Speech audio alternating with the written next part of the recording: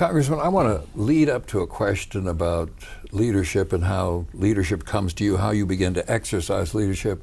But I want to go back to childhood days, playground activities, in Chicago, not in Albany.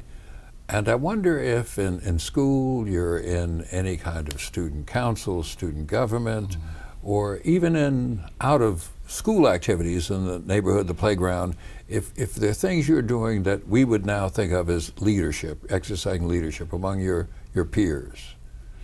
Do those things happen? Yeah, I think a lot of that happened. I ran for student council secretary when I was in grade school, successful.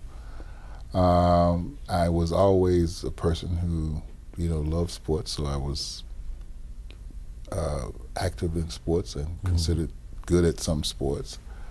And I really was a guy who, liked to show intellectual capacity. I really, I remember when I think I might have been in the 8th grade, Mr. Cosmos, he was an Italian guy, very expressive, and Mr. Cosmos one day he said, he described this thing he said was like a lizard, but it wasn't a lizard, and and what he asked, who here knows what this thing is called? And I raised my hand. I said, it's an iguana.